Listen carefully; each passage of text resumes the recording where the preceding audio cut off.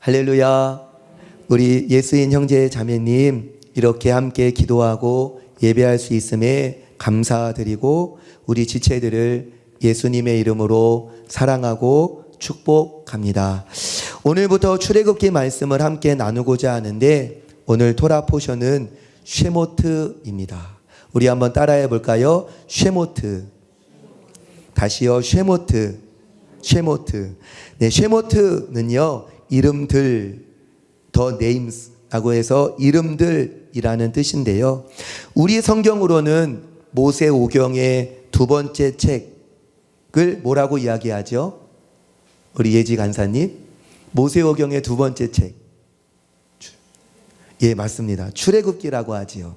우리는 성경을 모세오경 두 번째 책을 출애굽기라고 이야기하지만 히브리어 성경은요. 이 책의 이름을요. 이 본문에 처음 등장하는 명사를 가져와서 쉐모트, 이러하니 왼쪽에서 오른쪽으로 읽는 것입니다. 이러하니 이름은 아들들의 이스라엘에, 이렇게 하여서 첫 번째 등장하는 명사를 가져와서 쉐모트라고 출애굽기를 이름합니다. 그런데 히브리어에서 이름을 뜻하는 단어가 무엇이냐? 우리 한번 따라해 볼까요? 쉔. 다시요. 쉔. 예, 히브리어에서 이름이라는 단어가 쉔인데요. 이 단어를 파자하면요. 알파벳 신에다가 알파벳 맴, 이 두 글자를 합친 것입니다. 우리가 보통 맴이라고 할 때 맴이라는 단어의 알파벳의 뜻이 무엇인지 이미 익숙하실 것입니다. 맴의 의미가 바로 진리라는 뜻입니다. 우리 권사님의 따님 이름이 진리죠. 진리입니다. 혹시 보셨습니까? 저는 아직 안 봤는데 호 이렇게 하다가 풍랑 빠졌다고. 아직 못 보신 분은요. 이번에 영화를 찍었는데 영화에서 마지막에 호 하면서 중국무술 하다가 뒤로 확 빠졌다고 합니다. 진리. 맴은 진리이죠. 우리가 마임 할 때, 알로에 마임 할 때 마임에 맴자가 두 개나 들어갑니다. 그래서 마임, 물이라고 하면 진리의 진리, 진리의 진리라는 뜻입니다. 성경을 보면 성령님은요, 수면 위를 운행하시지요. 물 위를 운행하십니다. 반면에 마귀는 어떠하지요? 물 없는 곳으로 다니잖아요. 무엇입니까? 해변가에 있으면 성령님이 계시고 저기 산으로 가면 성령님이 안 계신가? 이것이 아니라요. 성경은 진리가 선포되고 물, 진리가 선포되고 진리가 행해지는 곳에 성령님이 임하시고 진리가 소외를 당하고 진리가 업신여겨지는 그곳엔 귀신들의 역사가 있다라는 것을 우리가 보게 되는 것입니다. 바라기는요. 우리 사랑하는 성도님들, 저와 우리 귀한 성도님들이 하나님의 진리 가운데로 행하여서 하나님의 영은 수면 위에, 물 위에 임하셨다라고 하는 그러한 성령님의 운행하심을 누리는 저와 성도님들 되시기를 주의 이름으로 축원합니다. 맴이라는 단어는 진리라는 뜻이고요. 신이라는 알파벳의 의미는요. 어떤 뜻이냐? 형상이라는 의미입니다. 그러면 이름, 쉔이라는 이름이라는 뜻이 성경에서 어떠한 의미를 말씀하는 거겠습니까? 형상, 진리. 합치면 형상의 진리다. 아니면 외형에 대한 본질이다. 우리가 껍데기가 있잖아요. 그런데 얼꼴이라고 하잖아요. 이 깊은 곳. 형상의 진리, 외형에 대한 본질, 그것이 바로 이름이다 라고 이야기할 수 있습니다. 성경에서 이름은요, 그 대상에 대한 본질을 담고 있는 것입니다. 그냥 이름이 아니라요, 그 이름은 성경에서 많은 곳에서 그 대상에 대한, 그 이름이 불려지는 대상에 대한 본질을 담고 있는, 너는 그러한 존재야, 너는 그러한 존재가 되어야 돼 라고 하는 본질을 담고 있는 것이다 라고 할 수 있습니다. 그래서 아담이 창조되고 나서 많은 일들을 하는 중에 어떤 일을 하였지요? 동물들의 이름을 지어주었습니다. 그냥 이름을 돼지, 소, 말 이렇게 붙여준 것이 아니라 무엇입니까? 그 피조물의 본질을 간파하고 하나님이 주신 하나님보다 조금 못한 존재로 창조하신 그 영화로 존귀로 관을 씌워주신 그 영특함으로 모든 사물들의 동물들의 본질을 파악하여서 그 본질을 가장 잘 담아낼 수 있는 이름들을 지어주었다라는 것이 나타나지요. 그리고 이름은 사람의 본질을 담고 있는 것이기에 하나님은 어떻게 하십니까? 하나님의 사람들을 어떻게 하십니까? 무사람의 인생에 분수령과 같은 변화를 주시고자 하실 때 하나님은 어떻게 하시죠? 이름을 바꾸어 주십니다. 무엇이지요? 존귀한 아버지 아브라함에서 하나님이 어떻게 이름을 바꾸시죠? 열국의 아비 아브라함으로 바꾸시고 사레를 사라로 바꾸시고 속이는 자 발꿈치 잡는 자 야곱이라는 이름을 하나님과 겨루어 이긴 자 이스라엘로 이름을 바꾸어 주시죠. 하나님과 겨루어 이겼다 무엇이죠? 하나님으로 하여금 지시게끔 만드는 약해지게끔 만드시는 하나님의 사랑을 독차지하는 자다.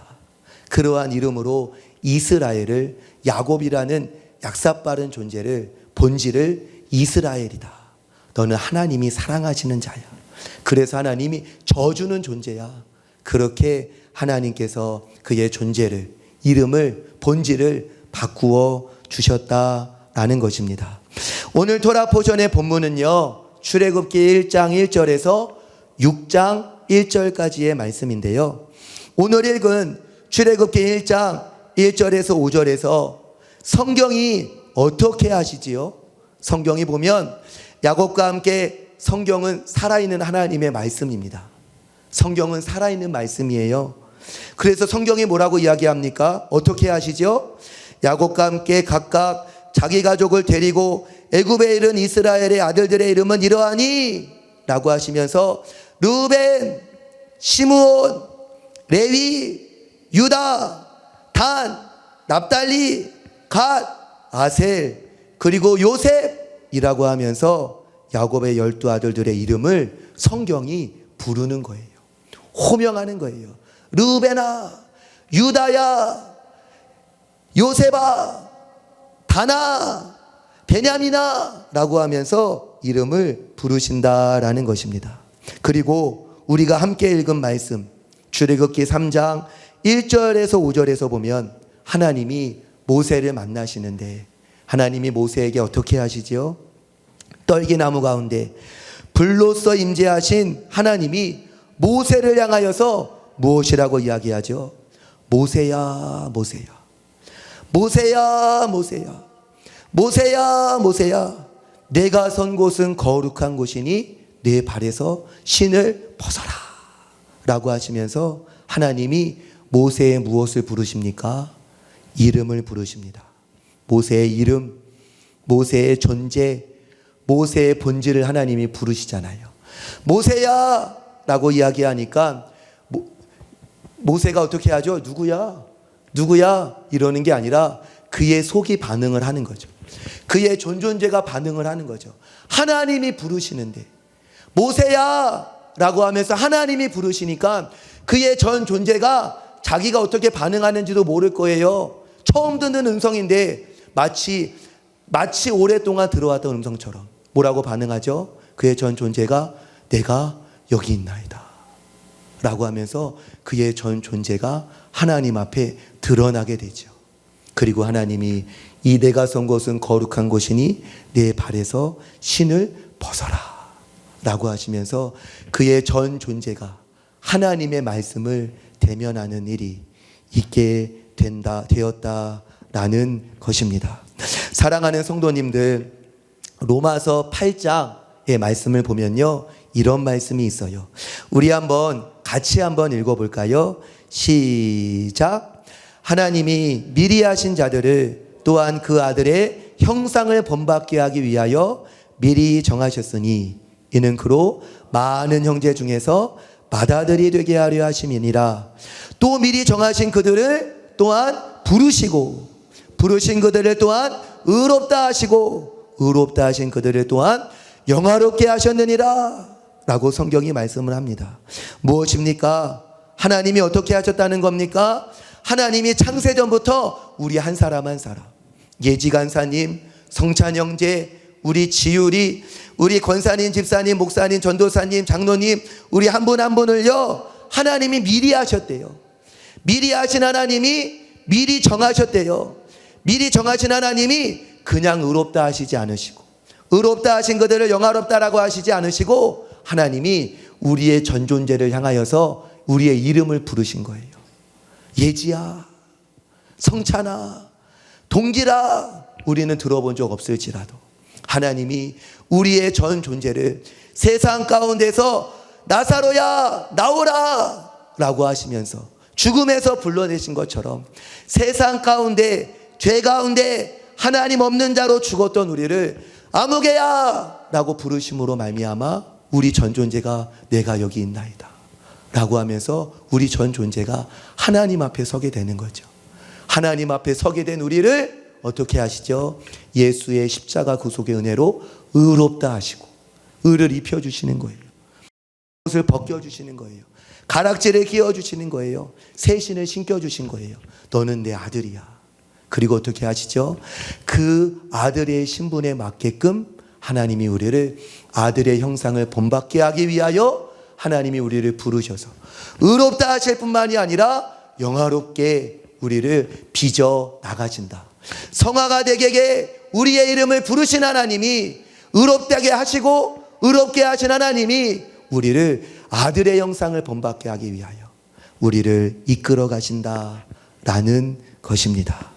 우리 사랑하는 성도님들, 창세전부터 미리 하시고 미리 하신 그들을 또한 미리 정하시고 미리 정하신 그들을 부르신 하나님의 인도하심 가운데 야곱의 12 아들들이 어떻게 됩니까?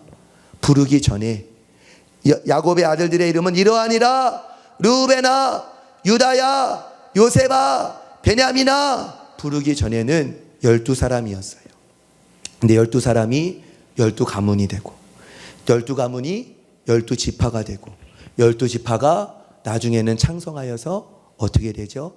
장정만 60만이 되는 대민족, 그러한 이스라엘 큰 나라가 되지 않습니까? 그래서 어떻게 되죠? 강대국 애국까지도 긴장하게 만드는 그렇게 강한 나라를 이루게 되었다라는 것입니다. 하나님이 모세를 창세전부터 미리 아셨습니다. 미리 정하신 하나님이, 미리 아신 하나님이 모세를 미리 정하셨습니다. 하나님이 어떻게 하시죠? 아시고 정하신 하나님이 모세를 부르십니다. 모세를 부르세요. 모세를 부르기 전에 그의 인생은 어떠하였습니까? 양 궁둥이만 보는 거예요. 40년 동안 4개월도 아니고 4년도 아니고 14년도 아니고 40년 동안 애굽의 모든 학식을 다 배웠던 이집트 왕자였는데 이제는 완전 미디안 광야에 팽 당하여서 양 궁둥이나 치면서 양똥이나 치워주고 양털이나 깎는 삶을 40년 동안 산 그였습니다. 그 자리에서 어떻게 되었습니까? 요셉의 마인드가 다 무너졌어요. 요셉의 자신감, 요셉이 아니죠. 모세의 자신감, 모세의 자존감, 이런 모든 것들이 다 부서졌습니다. 나 뭐 있어? 내 인생 이제 끝났어. 기대할 것도 없는데 이렇게 그냥 사는 거지. 이렇게 소망 없이 주저앉아 있었던 그를 하나님이 어떻게 하시죠? 떨기나무 가운데에서 떨기나무의 불꽃 가운데서 모세를 만나 주셔서 모세야, 모세야, 모세야 라고 하시면서 그의 전 존재가 하나님 앞에 나오게 하여서 어떻게 하죠? 200만 이스라엘 백성을 출애굽시키는 영도자로 하나님께서 세워내셨다라는 것입니다. 우리 사랑하는 형제 자매님, 하나님은요 우리의 이름을 부르시는 분이세요. 하나님은 우리의 이름을 부르세요. 하나님이 우리의 이름을 부르시면 어떻게 되죠? 우리의 전 존재가 하나님 앞에 벌거벗은 것 같이 서게 됩니다. 네 하나님, 내가 여기 있습니다. 하나님 앞에 벌거벗은 존재로 우리가 서게 되죠. 그러면 어떻게 됩니까? 하나님이 우리의 이름, 우리의 본질, 우리의 존재를 하나님이 빚으시고 하나님이 새롭게 하셔서 우리의 존재를, 우리의 이름을, 우리의 본질을 바꾸어 가신다라는 것입니다. 우리 사랑하는 성도님들, 우리를 부르시는 하나님의 부르심 앞에 우리 전 존재가 주님, 내가 여기 있습니다. 주님, 내가 여기 있습니다. 모질이 같고 너무나 부족하고 연약한 내가 여기 있습니다. 하나님 앞에 단독자로 서는 저와 우리 귀한 성도님들 되시기를 주의 이름으로 축원합니다. 이름을 부르시는 하나님, 본질을, 알맹이를 부르셔서 드러내시고 바꾸어 가시는 하나님이요, 모세를 어떻게 하십니까? 하나님은요, 우리가 생각하기에는 모세가 고난받다가 하나님이 이름을 부르셔서 하나님이 그렇게 영도자로 쓰신 거 하면서 과거, 현재, 미래로 생각하잖아요. 그런데 하나님에게는 시간 개념이 무시간이십니다. 하루가 1000년 같고 1000년이 하루 같은 거예요. 우리의 시간 개념은 수직적이잖아요. 과거, 현재, 미래. 현재에서는 과거는 알 수 있어도 미래는 알지 못하잖아요. 우리는 시간이라고 하는 레일 위에 살지요. 그런데 하나님은요, 하나님에게는 시간이 세워져 있습니다. 그래서 과거도 현재도 미래도 하나님에게는 동일한 것입니다. 그냥 하나님은 과거도 현재고 현재도 과거고 미래도 과거고 미래도 현재예요. 하나님은 무시간에 계신 분이세요. 그러므로 헷갈리는데 앞뒤가 안 맞는 것 같은데 그것이 아닙니다. 이름을 부르시는 하나님, 본질을 바꾸어 가시는 하나님이 모세를 어떻게 하십니까? 고난의 풀무불에 던져 넣으십니다. 우리가 성경을 읽어봐서 아시지만 모세가 이집트 왕자로 태어났고 이집트 왕자로 자라났지만 나 애굽에서 포르쉐 몰고 나 거기 5성급 호텔에서 아침 점심 저녁 먹고 나 배 두들기면서 편하게 살 거야, 이런 마음을 먹고 이집트 왕자를 하였습니까? 아니죠. 그의 마음의 중심에 동포를 생각하는 마음이 있었습니다.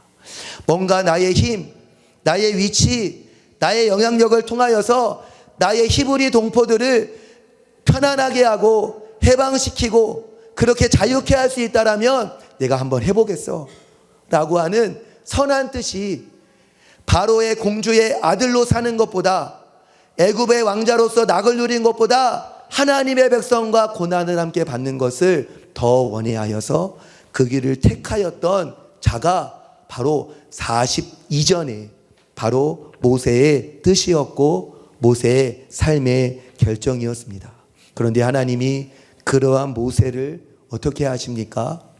고난의 풀무불에 던져 넣으십니다.